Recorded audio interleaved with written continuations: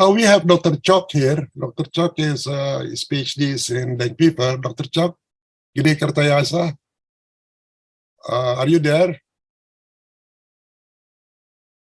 Pak Tjok? Yes, I'm here. Just make a small correction. I don't hold a doctorate degree. Oh, sorry. But, that's okay. That's okay. I'll take it as a compliment there. Yeah, no, I was involved in dengue fever research in a master's honors program with University of New England. I'm based in Bali. My dengue fever research was actually about treatment of dengue fever using natural substances, including homeopathic medications and different herbal interventions, such as papaya leaf and things like that. Yeah. What do you think about the approach, unusual approach or new approach using Wolbachia? Well, you know that the situation of dengue fever in Indonesia is very bad. Yes, and there are definitely seasonal trends. Usually, traditionally, with dengue fever, you see 5-year spikes. So what happens is the population, most of the population is exposed to dengue fever. But only a small percentage of those people exposed to dengue fever will actually exhibit symptoms and actually fall ill with it. So what happens is a population develops what you might call herd immunity to a particular strain of dengue fever, and then it happens usually in a season, typically around the end of the rainy season, when the mosquitoes are particularly rife. And then after that bad season, we generally have a drop off in severe cases and sort of epidemic level cases for about, traditionally it's been around 5 years. However, as time goes by, I think what I've observed personally in Bali is that, in the earlier part of the 2000s, 2007, 2009, 2010, there were more severe epidemics of it. The level, and again, you need to consult the different bodies on that. But yeah, we haven't seen as bad outbreaks as we did back then.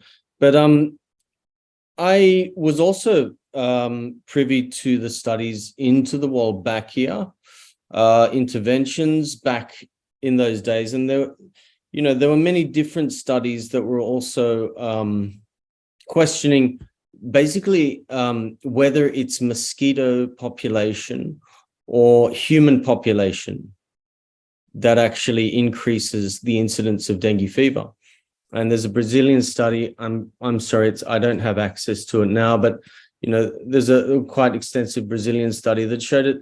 The actual problem is human population, not so much mosquito population. So that was sort of, an assessment of whether that particular intervention would be, would be applicable. And there was also questions around the potential for viral mutations, which any biologist, particularly in virology, would tell you that there is a potential for that, and I would wonder if the any members of the scientific community in the discussion would have further information on whether any research has been done in that. I think there's also a lot of regurgitated research in the dengue field, talking about the different serotypes, etc. I think there's a lot more variation in it, and it would be very interesting. I'm also very interested in the risk assessments, etc.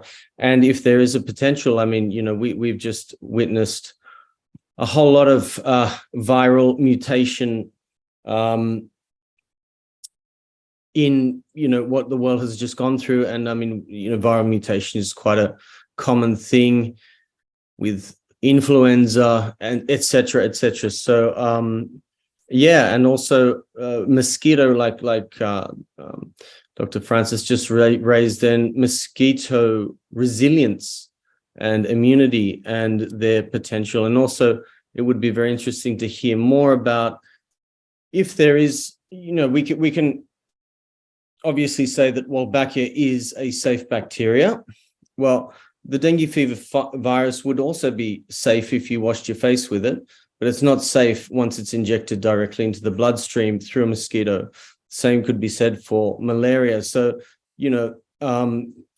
as a health scientist, we know that there are different, what we call delivery systems for different diseases, and you can eat a certain pathogen and it will not cause a problem. But if that pathogen passes through direct blood, let's say, mechanisms, or it passes through respiratory mechanisms, then it has a different relationship with the human organism and potentially any other animal organisms. So yeah, I would be very interested to see if there's been studies directly assessing the impact of Wolbachia variant mosquitoes, but that have transmitted anything to humans. So that would be another interesting thing. And if there is any kind of a viral interaction with the Wolbachia mosquitoes and dengue fever, chikungunya, Zika, malaria, etc., etc. Yeah. So Yeah. that's all from me. Thank you. Thank you, Prof. By the way, as far as I know, dengue fever in Indonesia almost every year you have, but I don't know until the level of endemic. But what friends from Gajah Mada tried, 70% decrease, and hospitality also reduced to 56%, ya, Pak Marsito, ya. So it's quite successful, I think. What is your response on that? Yeah, that appears to be successful. You'd also see a big I mean, it also depends on. It's a difficult one to compare with. Let's say if that study was done on the directly following, let's say, an epidemic outbreak of dengue, then you would see a natural increase in let's say in immunity in the population. That's a normal thing to happen. It's like the flu.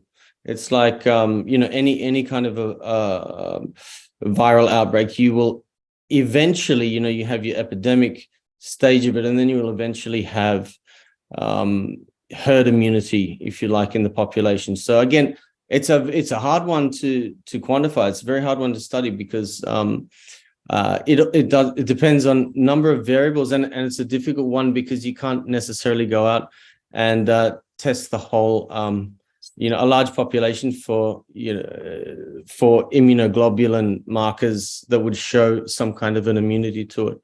But yeah, I mean, in a densely populated area, if you did reduce mosquitoes, then I would say that yes, it's sort of common sense that perhaps the viral transmission chances would be reduced. But again, there's actually a lot that's not necessarily known about dengue fever, I think, from the research. There's a lot of, like I say, repeated references. Yeah, it would be a very interesting thing to actually have a look at how that, if there's a way to study the carrying capacity of the mosquito when it comes to the virus.